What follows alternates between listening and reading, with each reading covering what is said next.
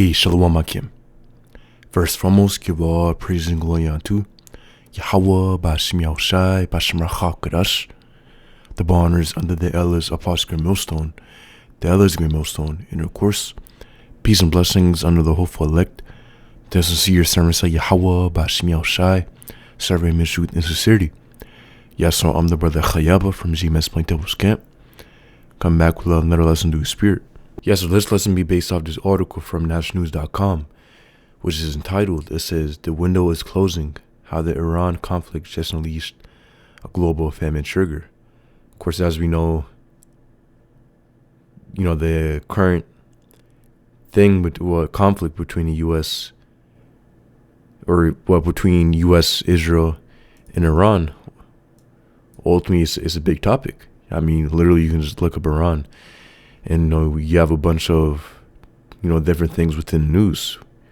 You just had that recent leader get assassinated, showing you that, again, without a doubt, we are in those times. That, of course, the scripture is going to, the end, the very end.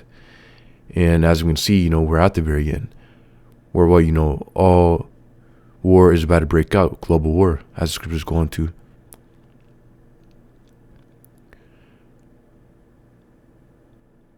Of course, Yahweh Bashim Yashai has prophets prophesying his word, ultimately, to warn our people, the Israelites, so-called blacks, Native Americans, Latinos, also those who have been scattered amongst the other nations. So, Lord, again, has his hand stretched out by the way of his prophets. And as scriptures say, for those who hear, they're going to hear. And for those who forbear, they're going to forbear. And ultimately, the elect are going to hear, but the 2/3 of the nation of Israel, they're not going to hear it. So, they're going to forbear the word. So it says a global food catastrophe has been ignited. The United States and Israel have struck Iran, and the consequences are already cascading far beyond the Middle East. This is not merely another regional skirmish. It is the ignition of a global food catastrophe that will unfold with terrifying speed. The Strait of Hormuz, a critical artery for global energy and fertilizer shipments, is effectively closed. This single act has severed a massive portion of the world's natural gas supply, the foundational feedstock for modern agriculture. If nothing changes, the price of staple foods in America, in American and European grocery stores, is projected to skyrocket by 8 to 20% by the end of this year, with far worse to follow in 2027 as depleted reserves and failed harvests compound the crisis. So, and as we know, this year marks, of course, or in July this year, it's going to mark the 250th anniversary of America. Since, obviously this place was established, 1776, obviously in July. It's going to mark the 250th period or a year, or the 250 year anniversary of this place, July 4th, obviously, 1776. So, and what obviously the reason why I'm bringing that out is because, as we know, the most common point, or basically the average time span of an empire, is 250 years. You can go into that. Let's go ahead and look that up real quick. So it says the average lifespan of an empire is most commonly cited as 250 years. So it says, though estimates vary between 220 to 550 years, depending on how civilization or empire is defined, it says key perspectives on these averages include, it says, the 250-year rule, popularized by British officer Sir John Glubb in his essay, The Fate of Empires. This figure suggests a cycle of roughly 10 generations. Glubb argued that empires typically progress through 6 stages: the age of pioneers, conquest, commerce, affluence, intellect, and finally, decadence.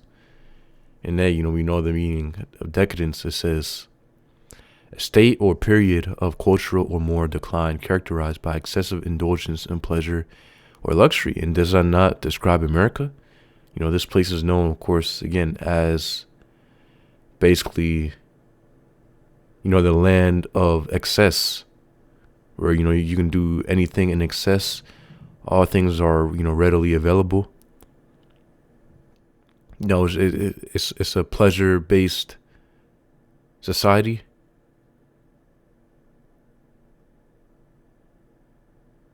It says it often suggests a decline from a formerly vigorous or morally upright condition, marked by extravagance, decadence, and a sense of overindulgence that leads to deterioration. So yeah, you can go back, some or basically however many years you can go back, within American history, and obviously, back then there's more of a moral, as it says right here, a more morally upright condition. But obviously, that's completely taken a turn. That's why you see, all the wickedness that's pushed right now in this society. The witchcraft and basically, the wicked reverse agendas that are heavily pushed within society. To further dumb down the people, of course, and to perverse the people. Hey, as we can see, we are in the age of decadence, and we, of course, been in that age.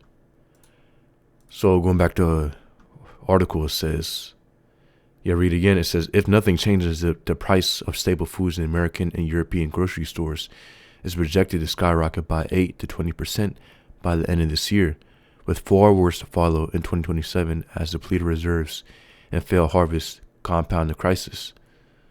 So, hey, man, we are at that point. That tipping point. I mean, this place has already tipped, but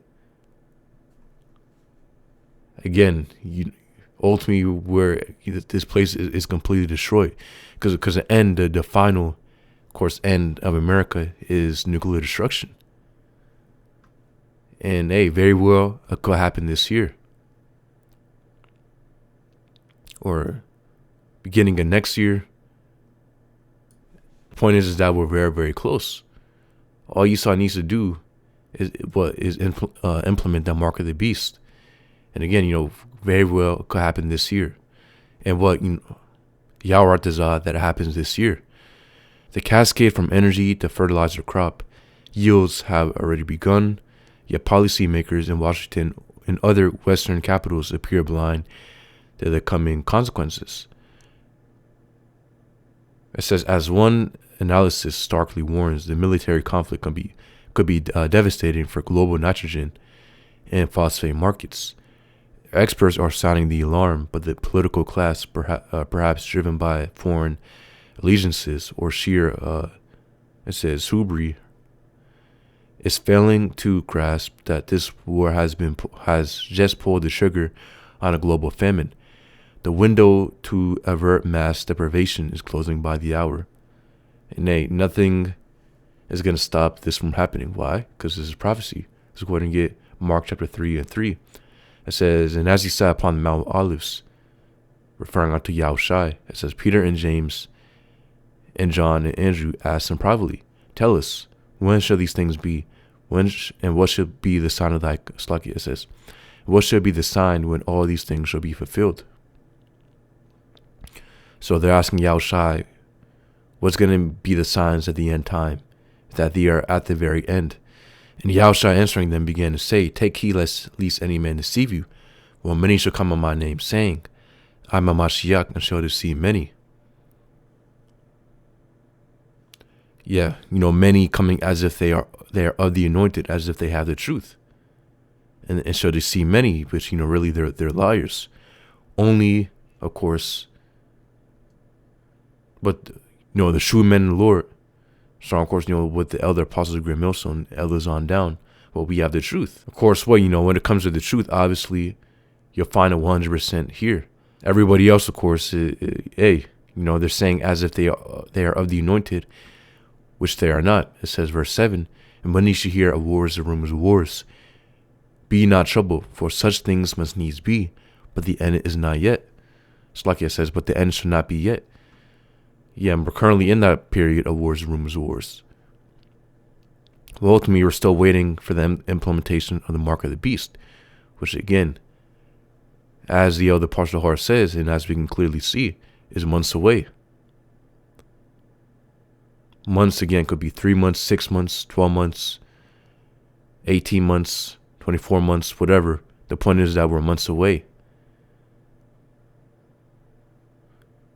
It says, for nation shall rise against nation and kingdom against kingdom, and there should be earthquakes in diverse places, and there should be famines and troubles. These are the beginning of sorrows. See? So famine, keyword, famines and troubles. So hey, all we have to do, of course, is look at the current events, see what's happening, and apply the scriptures. And with that, obviously, we already know what time that we are in. You know what? Basically, all hell breaking loose is very, very soon, where all things completely collapse. Esau ushers in his NWO, and basically, the main thing back in the NWO is going to be that mark of the beast, the Sihip, as Revelation chapter 13 goes into. So it says, the initial detonation of this crisis is a direct, brutal energy shock. The Strait of Hormuz, through which approximately 30% of the world's gas and oil energy passes, is now a war zone, with Qatar's massive LNG production shut down and tanker traffic paralyzed. 20 to 30% of the global gas supply has been severed overnight. This is not a temporary disruption. It is a structural severing of one of the planet's most critical economic arteries. So, it says historical precedent shows that such closures cause gas price spikes of over 50%, a cost that will now be forcibly passed on to industries and farmers worldwide. So, it says the impact is immediate. So, there you have it, man. So, obviously, we're in that time of famine, hyperinflation, about to hit very, very soon, where, again, easily, a loaf of bread could cost $100. Water, $50 per gallon. You can go back 2020 during the lockdown. I believe, there are some stores selling water for $50 per pack. So again, these things aren't far-fetched, and it's going to be a lot worse. That 2020 lockdown was just a test run. And, the new, ultimately, lockdown, or however you want to put it, the new famine is going to be even worse. Because, there was, famine in 2020. But again, it wasn't at a grand scale. You're going to the markets, again, things were out of stock. But again, this is going to be even worse, much worse, this upcoming famine, to the point where, again, let's go ahead and give her a quick. 2 Ezra chapter 16 and 17. It says, woe is me, who will deliver me in those days? So this Ezra is being given a vision, of course. The Lord was giving Ezra a vision. It says, the beginning of sorrows and great mournings, the beginning of famine and great death, the beginning of wars, and the power shall stand in fear, the beginning of evils. What shall I do when these evils shall come? Exactly. So Esdras was seeing all these things happening. All these judgments, of course, that Yahweh Bashim Yashai was sending. And ultimately that he's going to send. Because again, this is Esdras being given a vision. It says so verse 18 of 2 Ezra chapter 16. It says the beginning of sorrows and great mournings, the beginning of famine and great death, the beginning of wars, and the power shall stand in fear. The beginning of evils, what shall I do when these evils shall come? So again, famine, the beginning of famine and great death. And without a doubt, we are in those times. It says, behold, famine and plague, tribulation and anguish are sent as scourges for amendment. So ultimately, Yahweh Bashim Yashai is the one who's behind these things.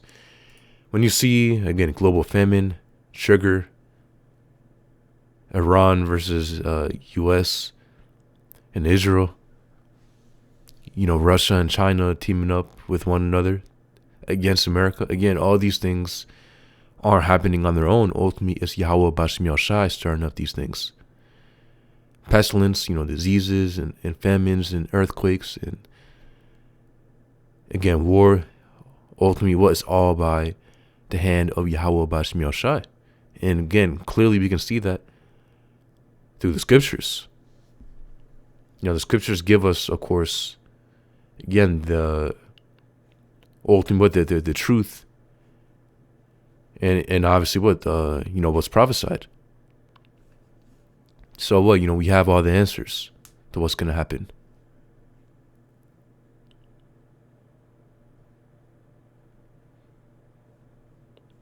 And through all of this, Yahweh Bashim Yahushai, of course, is going to protect his elect. Scriptures say, of course, how the elect shall eat. So, that's what we have to be part of, the remnant that the Lord will protect. Of course, if you go into Isaiah chapter 65, it's already promised unto the elect that Yahweh Bashim Yahushai will protect them. It says 2 chapter 2 and 27, it says, Be not weary, for when the day of trouble and heaviness cometh, others shall weep and be sorrowful, but thou shalt be merry and have abundance. Exactly. So the elect will be taken care of. Throughout all the scriptures, or we can go all throughout the scriptures. It always, or we can bring out many scriptures that go into how the Lord promised how he's going to protect his elect. So again, we're not worried about any of this. Of course, our command and do is repent and serve Yahweh Bashim Yahushai and to do his will. Of course, in 100% truth and sincerity. Doing the Lord's will and doing what he said to do. And ultimately for those who do that, they're going to be protected. And ultimately the elect of the nation of Israel are going to do that. Why? Because they're predestined to do that. So of course, Yahweh Dazah, that we're a part of that remnant, for us sincere brothers within the truth. Of course, and a few sisters out there serving Yahweh Bashim Yahushai. So ultimately, this is what's happening. And again, these things need to happen in order for, of course, Yahushai to make his return.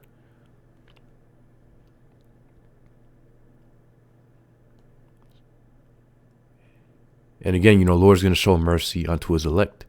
So again, these things must need to come to pass. And there's going to be purification for ultimately it's going to be to destroy the wicked. But it's going to be a purification unto the elect of the nation of Israel. Because, of course, we're going to go through some things. But the difference is that Yahweh Bashim Yahushai is going to protect us. It's going to be a purifying. Well, ultimately, it's not going to be unto our destruction. So, the wicked is going to be much worse, of course, compared to, what we go through. Because, obviously, the elect are going to receive salvation. And again, protection within these times, even before Yahushua comes back, the elect are going to be protected and, of course, taken care of. So, that's our hope.